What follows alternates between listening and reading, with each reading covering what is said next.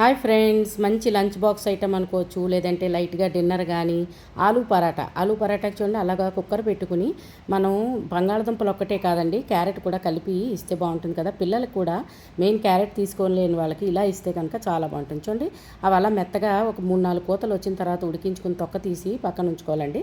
దాన్ని చూడండి అలాగా ఒక బౌల్లోకి తీసుకుని దుంప క్యారెట్ రెండు కూడా చాలా మెత్తగా ఉడికించుకుంటే బాగుంటుంది.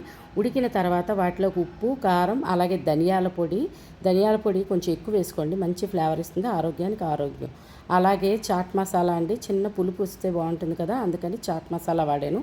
అలాగే ఈవేళ గరం మసాలా కాకుండా చోలే మసాలా కూడా, ఇవన్నీ కూడా ఒక్కొక్క స్పూన్ వేసుకోండి. ధనియాల పొడి మాత్రం 2 స్పూన్స్ ఆ 3 స్పూన్స్ తీసుకున్న క్వాంటిటీ బట్టి యాడ్ చేసుకోండి.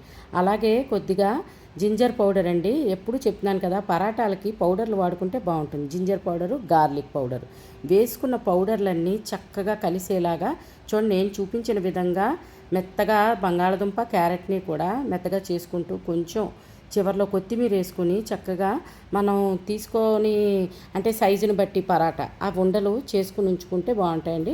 అలాగా మనకి ఎన్ని కావాలంటే అన్ని బంగాళదుంప క్యారెట్ ఉండలు చేసుకోండి. బంగాళదుంప క్యారెట్ పరాటా, దానికి చూడండి గోధుమ పిండి మనం చక్కగా కలుపుకుంటే బాగుంటుంది.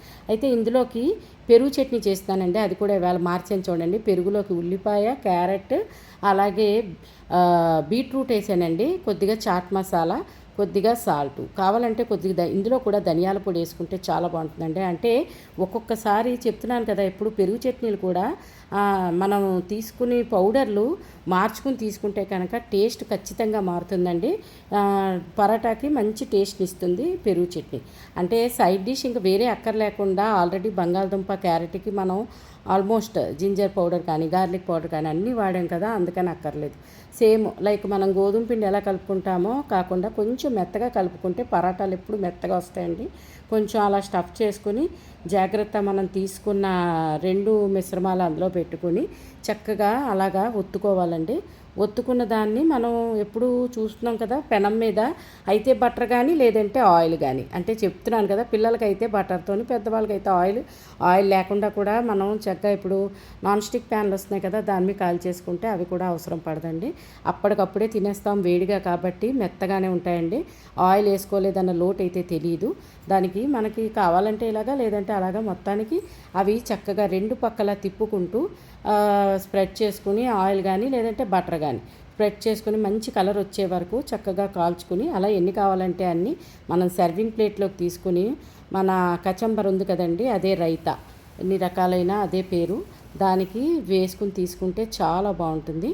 మనకి ఏ సైజు కావాలంటే ఆ సైజు చూడండి. నేను ఒకటి పెద్దది చేశాను, ఒకటి చిన్నది చేశాను. అంటే పిల్లలకైతే కొంచెం చిన్నగా ఇస్తే వాళ్ళకి సరిపోతుంది కదా, అందుకని చిన్న పెద్ద సైజుని బట్టి, సైజుదే ఉందండి, టేస్ట్ అయితే మారదు కదా. మీరు కూడా ఆలు క్యారెట్ పరాటా ఇలా ట్రై చేసి మీకు ఎలా కుదిరిందో నాకు కామెంట్ పెట్టండి. అలాగే ఛానల్ సబ్స్క్రైబ్ చేసుకోకపోతే సబ్స్క్రైబ్ చేసుకోండి. అమ్మ వంటిల్లు, మన ఆరోగ్యం మన చేతుల్లో.